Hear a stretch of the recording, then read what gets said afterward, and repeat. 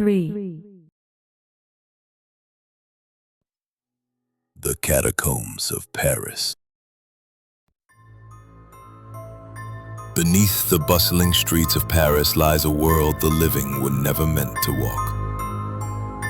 A labyrinth of darkness, silence, and bones. The Catacombs of Paris, or Les Catacombs, were officially established in 1786, during a time when the French capital was facing a crisis of the dead. Overcrowded cemeteries had begun to rot from within, bodies buried too shallow, coffins bursting open, and the sickening stench of decay seeping into nearby homes and churches. Most infamous of all was the Cemetery of the Innocents, whose walls bulged with decomposing flesh. To save the living from disease and collapse, the dead had to be moved. Authorities began the massive undertaking of transferring millions of bones, some over 1,000 years old, into the city's abandoned limestone quarries below ground. What was once a forgotten mine became a mass grave, carefully stacked with human skulls and femurs in symmetrical patterns that still haunt visitors to this day. By the early 1800s, this vast underground ossuary became a chilling memorial to the dead, and later, a macabre attraction to the curious. Today, only a small portion is open to the public, the rest, a forbidden maze of darkness stretching over 200 miles, and not everyone who enters finds their way back out.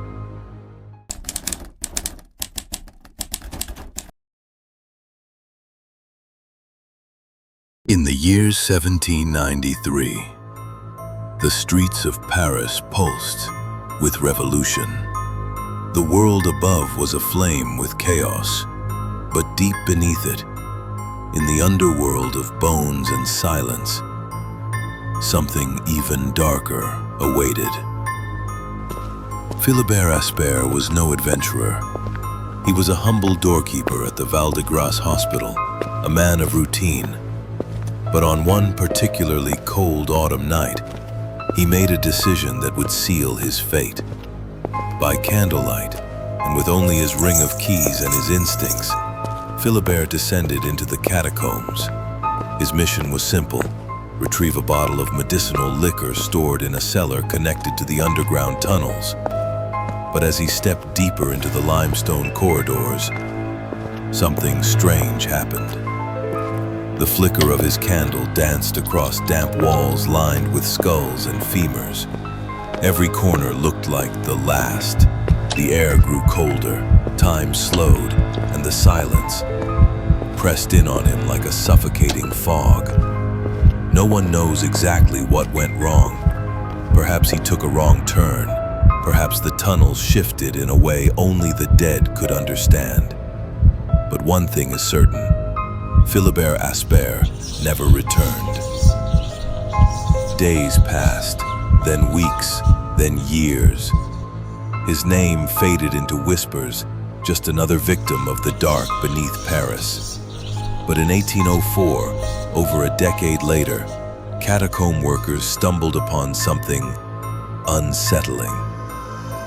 Lying in a narrow side tunnel, pressed between damp stones and human remains, were bones, long curled, undisturbed. A rusted key ring sat beside them, and near his outstretched hand, the remnants of a candle, long since extinguished.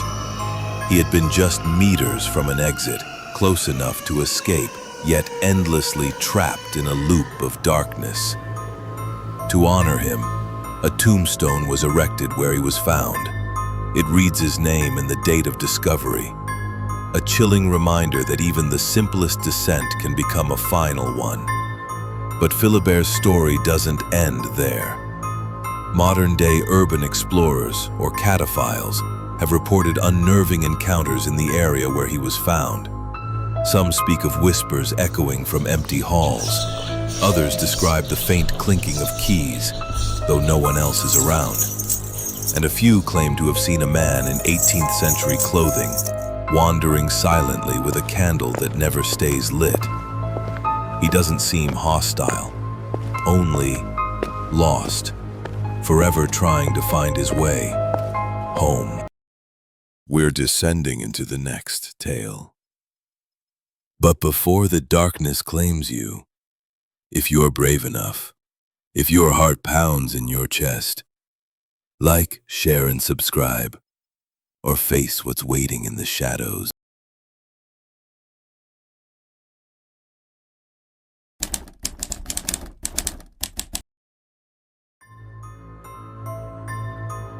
Beneath Paris lies a labyrinth of bones, silence, and shadows. But in the early 1990s, one group of illegal explorers, known as cataphiles, discovered something buried not in stone, but in fear.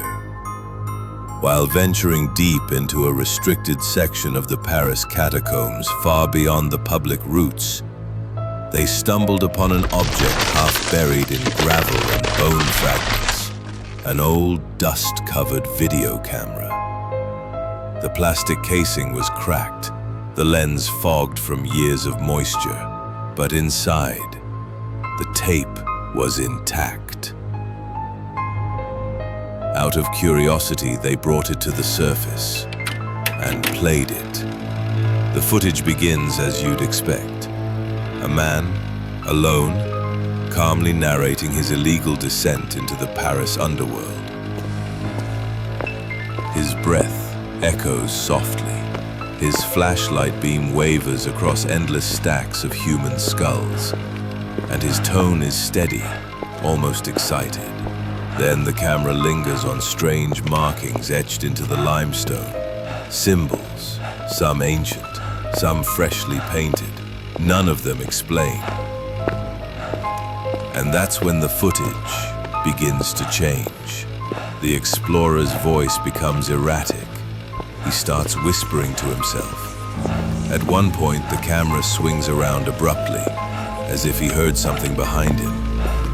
There are no footsteps, no voices, just the heavy sound of his own panic.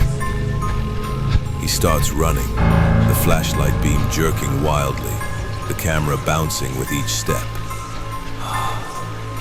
And then, the shadow. For only a second, the camera catches a dark figure moving across the corridor ahead, fast, silent, and shapeless. The man gasps, turns, and begins to run again, deeper into the maze. In the final moments, the camera falls. We see his boots sprint away, disappearing into the pitch-black tunnel. And then, the tape ends there. He was never found. To this day, no one knows who the man was. No body, no name, no missing persons report. Some believe he was driven mad by the isolation. Others claim he encountered something ancient, something not human. The footage has earned the name The Lost Tapes of the Paris Catacombs. It still circulates online, in horror forums, dark web corners, and underground screenings. But remember, the catacombs are more than tunnels. They're a place where the veil between the living and the dead wears thin, and sometimes the darkness doesn't just watch, it follows. The dead may rest here, but not everything that walks these halls is dead. It's very bizarre. These arrows point in a direction. Occasionally also, he stops to photograph roomfuls of bones, which means that he's very, very deep inside the catacombs. So basically, he's filming what he's seeing very deep inside the catacombs, other than the point of view shots or pictures of human bones. The catacombs for centuries. So it is possible with these paintings that we may be able to retrace his itinerary to some extent.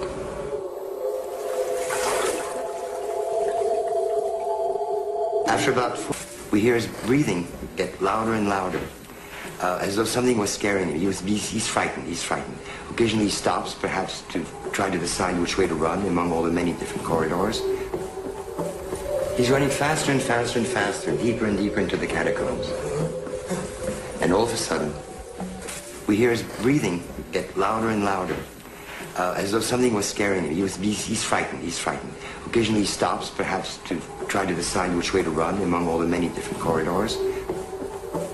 He's running faster and faster and faster, deeper and deeper into the catacombs. And all of a sudden,